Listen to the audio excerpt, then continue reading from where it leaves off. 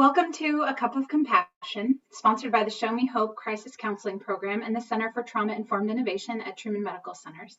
I'm Andrea Dalton, and I'm a Special Projects Coordinator in the Center for Trauma-Informed Innovation, and I'm also a music therapist. And today I will be talking about using music to relieve stress. Please note that the information shared in this video session is not intended to be a substitute for professional, medical, or behavioral health advice, diagnosis, or treatment. Always seek the advice of your physician or other qualified health provider with any questions you may have regarding a medical condition. If you have questions, you may leave them in the comments section of this video, and we plan to respond to questions at least until November 6th, 2020.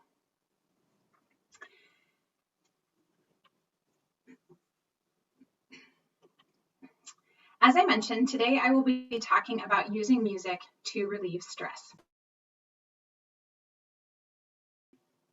Many of us use music on a regular basis to relieve stress. Some of us do it very intentionally, and some of us do it more casually. And so what I wanted to provide for you today were just some tips on how to really intentionally use music, how to consider what you need and what will be best suited for you in any given moment, and to choose music that is that fits for those times. There are times when music can trigger for us difficult feelings, as well as being very soothing, very relaxing. And so we want to consider all of those things as we think about music. I think a lot of times people consider music to be just kind of globally good or globally beneficial. And unfortunately, that's not always the case. Certain types of music may be triggering for some people. Certain songs have memories associated with them. And even certain elements in the music can be triggering for our stress responses. So keeping all of that in mind, here are some tips for how to use music.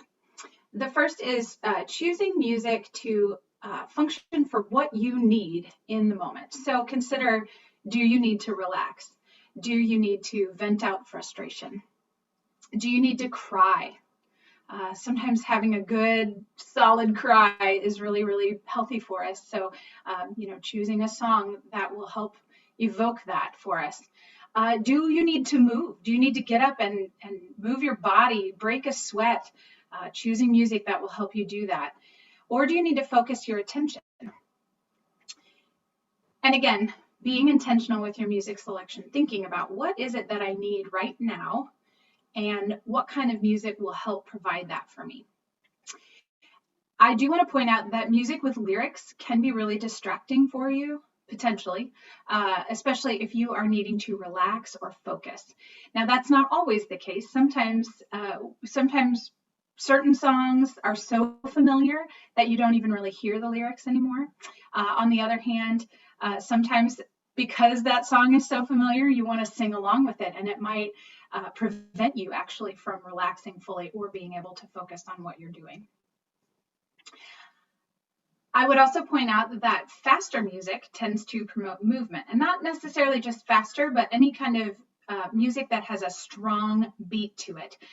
If it has a really solid grounding beat that is at a tempo that whether you're walking or running or doing aerobics, choosing music that will be at the tempo that kind of matches your natural stride is really helpful.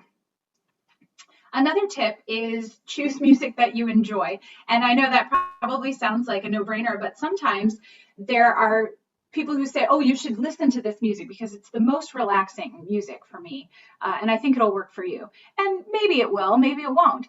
I've seen articles go around on the internet about, this piece of music is the most relaxing piece of music in the world. And studies have shown that it's the most relaxing. Well, it was the most relaxing for the people in that study, potentially, but not necessarily for everybody. Some classical music, for instance, might be really relaxing for one person, but for another person, it not only might be not enjoyable, but it could also have some kind of elements to it that a trigger for stress response, or in the case of myself, listening to classical music because I was a music major actually like turns my analysis on, and it's really hard for me to relax to classical music because I kind of go to that that sort of cognitive unpacking of what's going on in the music, and that does not help me relax, as you might imagine. I think the important questions to ask yourself about choosing music is, do you like it, and does it function for what you need? Sometimes those two things are in conflict with each other. There might be music that you really, really like, but it doesn't necessarily meet the need that you have right now. So what you really need is to have a good cry, choosing songs that make you really happy is not going to function that way. On the other hand, there are songs that really will function very well for what you need at the moment, but maybe you don't like it all that much. And it still might be useful for you, but you may not enjoy, or you may not get as much out of that experience as you otherwise would. I do encourage you to try out new songs, though, and try out new genres, because there's so much music out there in the world. It's hard to know, just even in categories, will I like this music or not? As a personal example, I'll tell you that when I was a kid, I firmly stated regularly that I did not like country music. I hated country music, did not like it at all. Hated. And what I found out later on is that it was just like certain types of country music that I didn't care for, but there were other types of country music that I really loved. And in fact, I became a huge bluegrass fan because, I know it's a little bit of a different genre, but related. But I loved the fiddles and just the energy of bluegrass music and country music. There are songs in country music that have really adopted that kind of style, and I find myself really enjoying those. So try things out. A great tip is that if you haven't already discovered it, Pandora gives you recommendations based on what you've already listened to, and that is a really cool tool for discovering new music. Another tip that I'd like to share with you is consider pairing listening to music with another means of self-expression.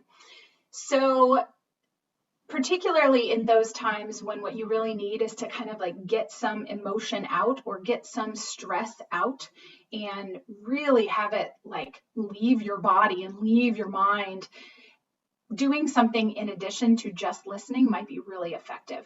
Sometimes all you need is just to kind of sit back, close your eyes, breathe, and listen to the music. But doing something like journaling, writing as you're listening to the music, write about what the music is evoking for you. Write about what is just going on in your mind. Write about what you need in that moment. All of those kinds of things. You can also just, choose music that sort of puts you in a state where you're able to express, and then choose some prompts for journaling. You could also try drawing or painting or sculpting, some kind of art creation along with music. That can be a really cool way to put in a kind of a time-bound way what your experience is. Music is really interesting because it just keeps going. It's not something we can kind of hold on to, but having some kind of tangible outcome from that time spent with the music might be a really valuable reminder for you later on of what you did, how you got through a moment, how what you accomplished, and that sort of thing. So consider how you might do that, and it doesn't have to be like artwork that you would want to display anywhere necessarily. If you don't feel really comfortable with that, don't do it. But creating something there's just something really powerful about that. Dancing is another way to think about how you can express yourself with music. Again, you might not want to do that in a room full of people, but if you've got that opportunity and what you really need to do is move your body, dancing doesn't always have to be fast movement. Sometimes, if what you really need is to express some really difficult emotions, move your body, put the music on that evokes that emotion for you, and move into it and just kind of let yourself go into it. And it can be slow movement even. And that can be a really powerful way to express yourself. You could also consider singing along with the music. And again, it doesn't have to be music that has words. You could just sing along with the tune. And it doesn't matter if you sing the actual tune of the song, just opening your mouth, opening your throat, and getting those vibrations through your body when you sing. It's so healing and really does help relieve stress. It activates your vagus nerve and can cause you to relax pretty significantly, actually. Again, singing, you may not want to do that in front of people, and that's okay. That's why we have radios in our cars, right? And that's why we can sing in the shower. We don't necessarily have to be performance ready in order to sing along with the music that we have.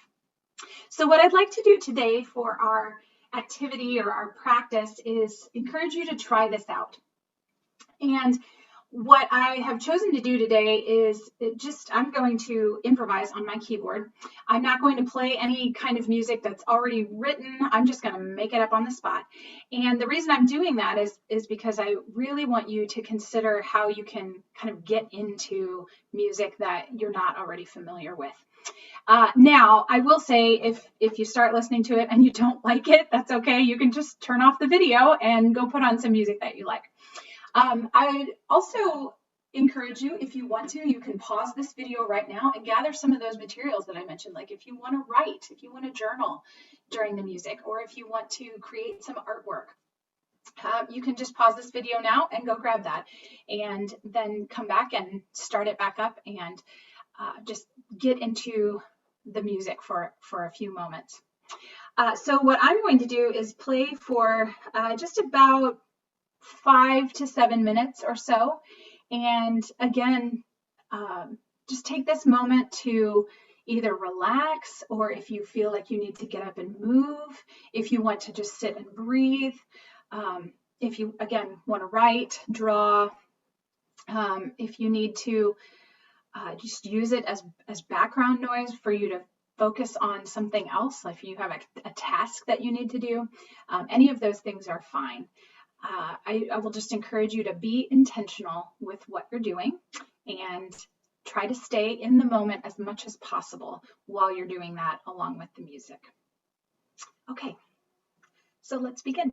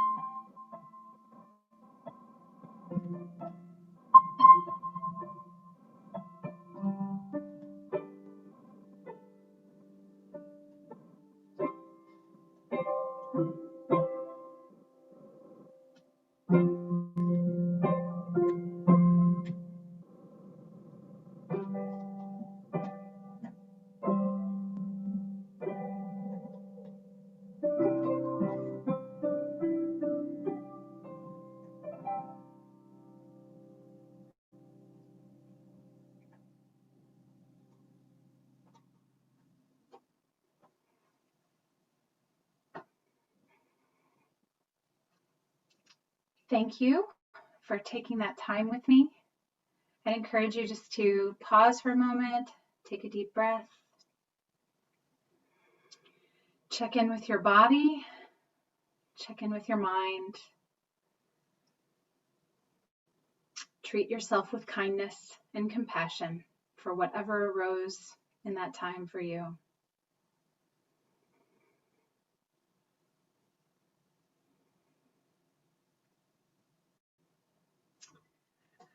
Thank you for joining us today.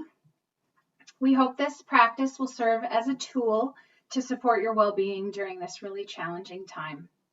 I invite you to join us again next Thursday at 12:30 p.m. Central Time for another Cup of Compassion right here on YouTube Live. If you would like immediate crisis counseling support, you can call the Disaster Distress Helpline at 800-985-5990, or you can call our own crisis counseling support line at 816-404-6222. And we hope that you take good care.